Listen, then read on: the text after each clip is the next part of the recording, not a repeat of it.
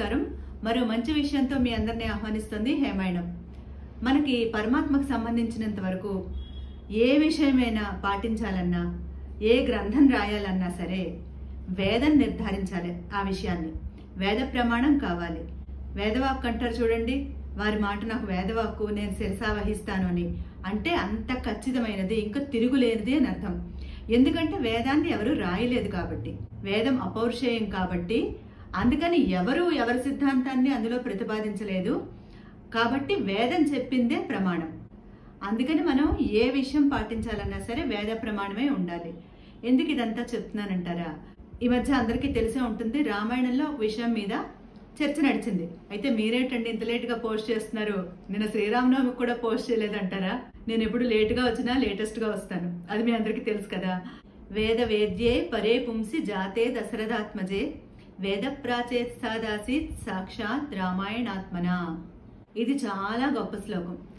దీని అర్థం ఏంటంటే, వేదవేద్యుడైన పరమాత్ముడు అంటే వేదం చేత ప్రతిపాదించబడిన పరమాత్మ, వేదం చేత నిర్ధారించబడిన పరమాత్మ దశరథ మహారాజు కొడుకుగా పుడితే వేదం ఏమనుకుంది, ఆ పరమాత్మే వెళ్ళి మానవ రూపంలో పుట్టాడు, మరి నేను ఇలా ఉండిపోతే ఎవరికి అందుబాటులో ఉండను కదా, అందుకని స్వామితో పాటు నేను అందరికీ అందుబాటులో ఉండేలాగా వెళ్తాను అని వేదం అనుకొని రామాయణంగా అవతరించిందిట. వేదం అందరూ చదవలేరు కదా, అందులో రకరకాల స్వరాలు ఉంటాయి, అవి అందరికీ చేత కావు. వేదం అన్నది ఒక తపస్సు. జీవితకాలంలో చాలా భాగం ప్రయత్నిస్తే వేదం నేర్చుకోగలరు. ఇంకా 4 వేదాలు నేర్చుకోవడం అంటే అది సాధ్యం అవునో కాదో కూడా నాకు తెలియదు. అలా 4 వేదాలు పూర్తిగా వచ్చిన వాళ్ళు ఉన్నారో లేరో. అది చాలా దుస్సాధ్యం అనమాట, కష్టసాధ్యం. అసాధ్యం అయితే కాదు, కానీ జీవితకాలం సరిపోదు. అందుకని ఇలాగ నేను ఉండిపోతే ఎవరికి అందుబాటులో ఉండను కదా, అందుకని పరమాత్మతో పాటు వేదం కూడా వచ్చి రామాయణంగా అవతరించిందిట. ఇప్పుడు రామాయణం అందరికీ తెలుసు. రామాయణం మనం అందరం చదువుకోగలం, చదవాలని ఆసక్తి ఉంటే, లేకపోతే ఏం చెప్పలేమనుకోండి. అయితే ఏ విషయమైనా సరే మనకి వాల్మీకి మహర్షి రచించిన శ్రీరామాయణమే ప్రామాణికం. ఈ మధ్యలో చర్చ నడిచిన విషయం ఏంటి, రాముడు రామేశ్వరంలో సేతుబంధనం చేసేటప్పుడు శివలింగాన్ని ప్రతిష్ఠించాడా అని. ముందేమైంది, రాముడు రావణుడిని చంపిన పాతకం తొలగిపోవడం కోసం రామేశ్వరంలో శివలింగ ప్రతిష్ఠ చేశాడు. ఇది నిజంగా చాలా ప్రచారంలో ఉన్న కథ అండి. నిజంగా నాకు తెలియదు, అది నిజమనే అనుకున్నాను నేను. అయితే రాముడు రావణుడిని చంపడం కోసమే నరుడై పుట్టాడు. ఎందుకంటే రావణుడికి నరవానరుల చేతిలో తప్ప ఇంకెక్కడా మరణం లేదని వరం పొందాడు బ్రహ్మ నుంచి. దేవతలందరూ శరణు కోరితే మొత్తుకుంటే రావణుడి బాధల నుంచి తప్పించమని, సరే వస్తున్నాను అన్నాడు. అలా వరమిచ్చిన ఎన్నో సంవత్సరాల తర్వాత అవతరించాడు రాముడు నరుడుగా. ఎవరికైనా సరే వాళ్ళ కర్మ పండాలి కదా. అలా ఒక కారణం కోసమే వచ్చిన పరమాత్మ నరుడైనా సరే రావణుడు చాలా దుష్టుడు. అంత గొప్పవాడేం కాదు, మన సినిమాల్లో చూపించినంత గొప్పవాడే రావణ బ్రహ్మ అయితే కాదు. అలాంటి క్రూరుణ్ణి దుష్టుణ్ణి చంపితే పాపం వస్తుందా, పాతకం వస్తుందా, అది బ్రహ్మహత్యా పాతకం అవుతుందా? కానే కాదు. వాల్మీకి భగవానుడు రచించిన శ్రీరామాయణంలో ఈ విషయం ఎక్కడా చెప్పలేదు. అందుకని అది ప్రమాణం కానే కాదు. వాల్మీకి మహర్షి బ్రహ్మదేవుని వరం చేత, బ్రహ్మదేవుని అనుగ్రహం చేత శ్రీరామాయణం రచన చేశారు. అందులో బ్రహ్మదేవుడిచ్చిన వరం ఏమిటి, ఎవరు నవ్వినా తుమ్మినా దగ్గినా మనసులో ఏమనుకున్నా కూడా నీకు అన్నీ తెలుస్తాయి అని వరం ఇచ్చారు. రామాయణం అన్నది బ్రహ్మలోకంలో 100,000,000 ప్రవిస్తరం, అంటే 100 కోట్ల శ్లోకాల గ్రంథంట. కానీ మన వరకు వచ్చేసరికి ఏంటి, 24,000 శ్లోకాలే మనకి శ్రీరామాయణంగా మనకి లభ్యమైంది. ఇది చదవడమే జన్మ చాలదు అసలు. ఒక్కసారైనా రామాయణ పారాయణ నా జీవితంలో చేయాలని నా కోరిక. సుందరకాండ చాలాసార్లు చేశాను, కానీ మొత్తం రామాయణ పారాయణ ఈ జీవితం అయిపోయేలాగా చేయాలని అనుకుంటున్నాను. అలా అనుకోవడమే అవుతోంది. అయితే చెప్పేది ఏంటంటే, ఈ 24,000 శ్లోకాలు వాల్మీకి మహర్షి యథాతథంగా రామరాజ్యం నడుస్తున్న కాలంలో కుశలవుల చేత గానం చేయించిన యథార్థ గాథ. దీన్ని ఇతిహాసం అంటారు.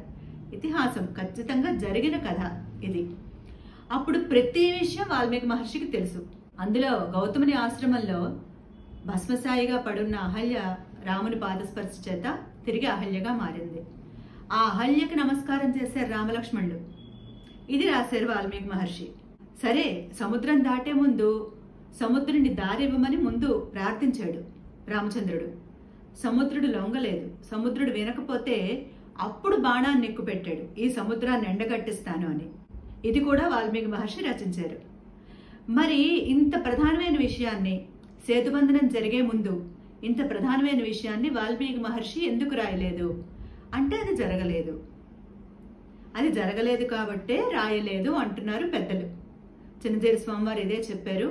అహోబిలజీర స్వామివారు కూడా స్వామివారు చెప్పిన విషయాన్నే ఈ మధ్య కరీంనగర్లో జరిగిన రామాయణ ప్రవచనాల్లో ఆయన చెప్పారు. అది వాల్మీకి మహర్షి రాయలేదు అంటే అది జరగలేదు. వాల్మీకి మహర్షికి శైవం వైష్ణవం అన్న తేడా ఉంటుందా? ఉండదు కదా. ఆయన ఎలా జరిగింది అలాగే రచించాడు కాబట్టి నిజంగా రామచంద్రుడు శివలింగ ప్రతిష్ఠ చేస్తుంటే అంత ప్రధానమైన విషయాన్ని ఎందుకు రాయకుండా ఉంటారు? ఆయన రాయలేదు కాబట్టి జరగలేదు. అహోబిలజీర స్వామి వారు ఏమన్నారంటే, ఇదంతా కూడా అన్నదమ్ముల మధ్య, ఈ చర్చలన్నీ కూడా అన్నదమ్ముల మధ్య జరిగే భావ వినిమయం అన్నారు. అంటే ఒపీనియన్స్ ఎక్స్చేంజ్ అనమాట. అంతే తప్ప వ్యక్తిగత దూషణలు కానీ వాగ్దూషణలు కానీ ఏమీ లేవు. ఇవి ఒక్కొక్కళ్ళ అభిప్రాయాలు ఒక్కొక్కలా చెప్తున్నారు. ఇలాంటి చర్చలన్నీ కూడా పై వాళ్ళకి కొంచెం అవకాశాన్ని ఇవ్వచ్చు. ఇవన్నీ అన్నదమ్ముల మధ్య జరిగే వాదోపవాదాలు లాంటివే కానీ ఎవరికి ఎవరి మీద ద్వేషం లేదు అని అహోబిల స్వామి వారు చెప్పారనమాట. అయితే ఇంకో విషయం చెప్పారండి, ఖచ్చితంగా అది నేను చెప్పి తీరాలి. చాలా మంది అనుకుంటూ ఉంటారు చిన్నజీర స్వామి వారికి శివద్వేషం అని, కానీ కాదండి. ఇప్పుడు ఆయన అలాగా ఒక నిర్వికారంగా సన్యాసి యతి అంటే ఎలా ఉంటారు? మనలా వాళ్ళకి రాగద్వేషాలు ఉంటాయా, భావోద్వేగాలు ఉంటాయా? అలా నిర్లిప్తంగా ఒక భావం లేకుండానే మాట్లాడతారు. అందుకని ఆయన్ని శివద్వేషి అనుకుంటారు. కానీ అది చాలా తప్పు. అది మాకు తెలుసు. కానీ నిన్న అహోబిలజీర స్వామి వారు చెప్పిన విషయం కూడా నేను చెప్తాను మీకు. శ్రీ వైష్ణవ సంప్రదాయంలో 108 దివ్య దేశాలు ఉంటాయి కదా, వాటిలో తిరుక్కురుంగుడి అనే గుళ్ళో విష్ణువుతో పాటు శివుడు కూడా ఉన్నాడు. విష్ణువాలయంతో పాటు శివాలయం కూడా ఉందిట. అయితే అక్కడ సంప్రదాయం ఏంటి?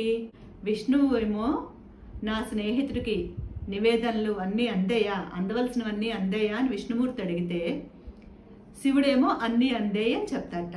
అంటే వీళ్ళిద్దరి మధ్య అర్చకులు నడుపుతారనమాట రోజు కూడా. విష్ణుమూర్తి తరపున అర్చకులేమో అక్కడికి వెళ్ళి మీకు ఆరాధనకి నివేదనకి అందవలసిన వస్తువులన్నీ అందేయా అని అడిగితే ఆ శివాలయం అర్చకులు అన్నీ అందే అని చెప్తారట. ఇది అక్కడ సంప్రదాయం.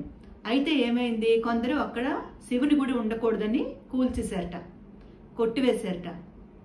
అది తప్పు, అక్కడ శివుని గుడి ఉండి తీరాలి అని జీర స్వామి వారు పోట్లాడి వాళ్ళ చేత కోర్టులో కేసు వేయించారు. మరి ఇప్పుడు చెప్పండి, ఆయనకి శివద్వేషం అంటామా? ఇప్పుడు ఆగమశాస్త్రం ప్రకారం ఇద్దరు దేవుళ్ళు ఒకే గుడిలో ఉండకూడదు. వైష్ణవాగమం ప్రకారం వాళ్ళ ఆలయాల నిర్మాణం జరగాలి, శైవాగమం ప్రకారం వాళ్ళకి జరగాలి. మనుషులు నిర్మిస్తే. కానీ స్వయంభూవులుగా వాళ్ళు అక్కడ వచ్చి ఉన్నాక వద్దంటానికి మనమెవరం అన్నట్ట స్వామివారు అహోబిల స్వామివారు చెప్పారు నిన్న. అందుకని ఇంకా దాని మీద పోట్లాట జరుగుతోంది అని చెప్పారు. ఎవ్వరికి ఎవరన్నా ద్వేషం ఉండదండి.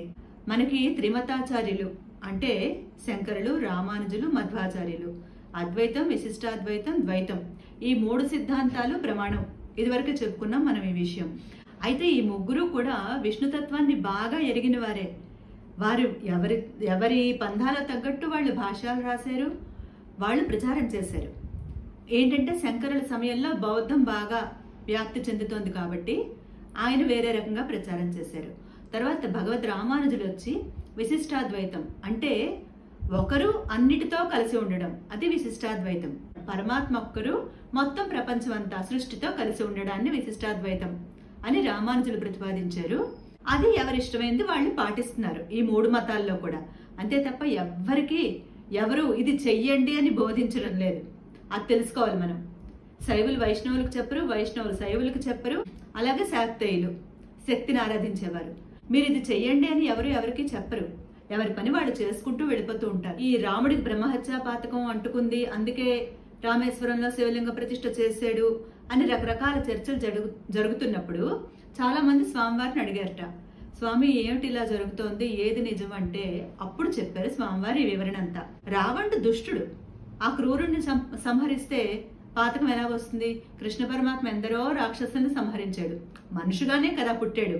రామావతారం, కృష్ణావతారం 2 మానవ రూపాలే కదా. మరి కృష్ణ పరమాత్మకు అంటుకుందా పాతకం వచ్చిందా? రాలేదు కదా. దుష్టుని సంహరిస్తే ఎందుకు వస్తుందండి? రాదు కదా. శ్రీరామాయణంలో లేకపోతే ఏది ప్రమాణం కాదు అని స్వామివారు చెప్పారు. అదే నేను నా ఛానల్ ద్వారా చెప్పాలనుకున్నాను. అలాగేనండి 2020 కరోనా సమయంలో రామతీర్థంలో మా ఊరు, మా అక్క వాళ్ళ ఊరు, అందులో రామతీర్థంలో కొండ మీద రాముడి గుడి ఉంటుంది. అక్కడ రాముడి విగ్రహాలు తలలు నరికేశారు. అలాగే చాలా చుట్టుపక్కల ఎక్కడెక్కడో కూడా శివాలయాల్లో, శక్తి ఆలయాల్లో ఇక్కడ కూడా చాలా చోట్ల ఇలాంటివి జరిగాయట. ఆ సమయంలో నాకు రాముడు కూడా ఒక్కటే తెలుసు, మిగిలినవి తెలియదు. అది కూడా నేను తెలుసుకున్నాను. అయితే ఆ సమయంలో స్వామివారు రాముడి గుడి సందర్శించడంతో పాటు మొత్తం అన్నిటికీ వెళ్ళారటండి. శివాలయాలకు వెళ్ళారు, శక్తి ఆలయాలకు వెళ్ళారు. అన్నిటికీ వెళ్ళి మేము ఉన్నాం, మేము చేస్తాం, ఆలయాల్ని బాగు చేసుకుందాం అని చెప్పి వాళ్ళందరికీ హామీ ఇచ్చారట. ఇవన్నీ చాలా మందికి తెలియవు. ఈ రోజుల్లో నిజంగా ధర్మం కోసం చాలా మంది, ఏ సంప్రదాయం అవనండి, అందరూ పాటుపడుతున్నారండి. ఎవరి కృషి ఎవరి సేవ తక్కువదని మనం చెప్పలేం. కానీ నా ఉద్దేశంలో మాత్రం చిన్నజీయర్ స్వామి వారు కేవలం ఒక వ్యక్తి కాదండి, ఒక వ్యవస్థ. నేను అదే అనుకుంటున్నాను. కేవలం ఆధ్యాత్మికతే కాదు, ఆయన ఎన్నో రంగాల్లో ఎన్నో సేవలు అందిస్తున్నారు. అది ఒప్పుకొని తీరవలసిన విషయం. ప్రత్యక్షంగా చూస్తున్నాం కాబట్టి. 70 ఏళ్ల వయసు, ఇంచుమించు 70 ఏళ్ల వయసులో ఇంత సాధన చేస్తున్నారు. ఇప్పటికీ అన్ని చోట్లకి వెళ్తున్నారు, ప్రచారం చేస్తున్నారు. ఇవన్నీ కూడా గుర్తుంచుకోవాల్సినవి, గుర్తుపెట్టుకోవాల్సిన విషయాలు. సన్యాసులకు వాళ్ళకి రాగద్వేషాలు ఎందుకు ఉంటాయండి? ఎవరి మీద ఎవరికి ఉండవు. కాకపోతే ఏంటంటే మంత్రోపదేశం తీసుకున్నాక, సన్యాసాశ్రమం తీసుకున్నాక వారి నియమాలంటూ వారికి ఉంటాయి కదా. ఆ నియమాల ఆధారంగానే, ఆ నియమాల ప్రకారమే వారు నడుచుకుంటారు.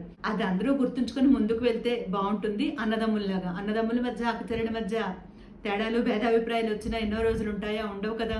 అలాగే మనమందరం కూడా కలిసి ముందుకు సాగాలి ధర్మ పరిరక్షణలో. మరి మీరేమంటారు ఈ విషయం మీద? తప్పకుండా కామెంట్ చేయండి. మరో మంచి విషయంతో మీ అందరినీ మళ్ళీ కలుసుకుంటాను. అంతవరకు అందరికీ నమస్కారం.